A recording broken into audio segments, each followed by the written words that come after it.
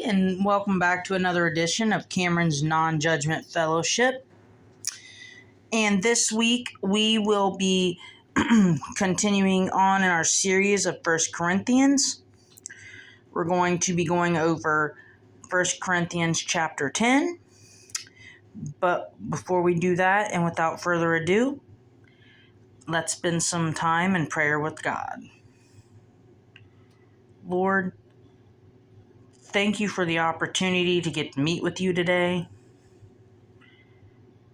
I pray that for those watching, that you would be opening their hearts to what you want them to hear today, Lord. I pray that you would be speaking through me as I deliver this teaching. And I do pray for those of you, for those people who are still investigating you, that you would continue to pursue them. And as always, Lord, thank you for what your Son did on the cross for us. In your name, amen. So yes, as I mentioned, we are going to be continuing our series in 1 Corinthians. Today we're going over 1 Corinthians 10.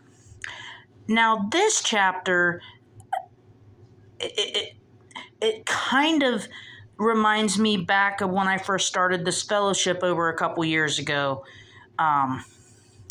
and how one of my big topics starting this was that the biggest thing that God calls us to is not to use anybody for sexual gain. And Paul states in 1 Corinthians 10 that we are to not use people for sexual gain. We are not to go out there and just sleep with anybody that's on the street. However, that does not mean that God is saying that he will judge or that he judges LGBTQ people. God still loves them. Whether you're with a man, woman, what have you, God still loves you, and he still wants you to come to him in faith. So I thought that part of the chapter really brought me back to why and how I started this as well. And Paul also goes on to state that if anybody invites you out to dinner,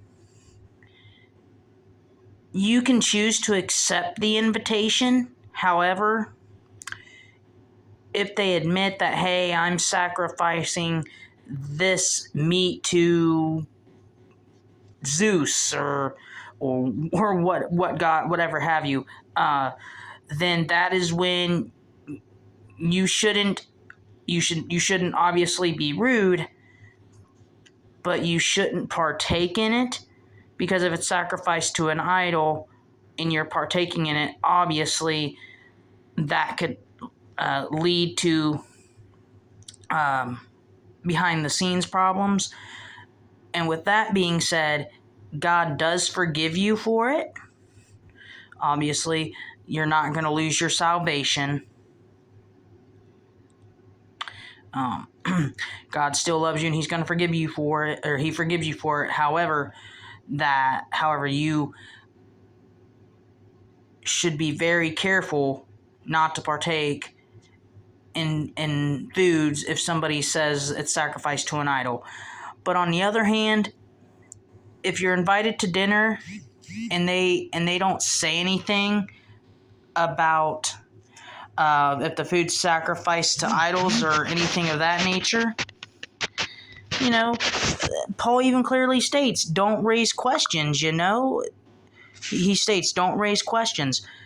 Eat the food set, or eat the meal set before you. Eat the food that they give to you. Paul says Don't raise questions if it's not necessary for conscience sake. And that way it doesn't run the course of offending anybody.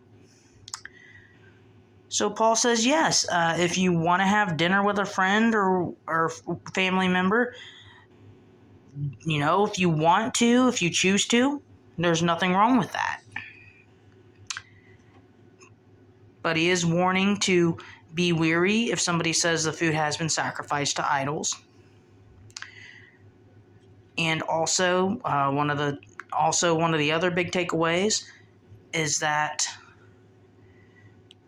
don't use people for sexual gain or use them to meet an end. And before we end here, one of the biggest things that I love about this chapter is that how it expresses you don't judge somebody by what they eat or drink. You don't judge somebody by their preference. We are to love, care for, and serve others.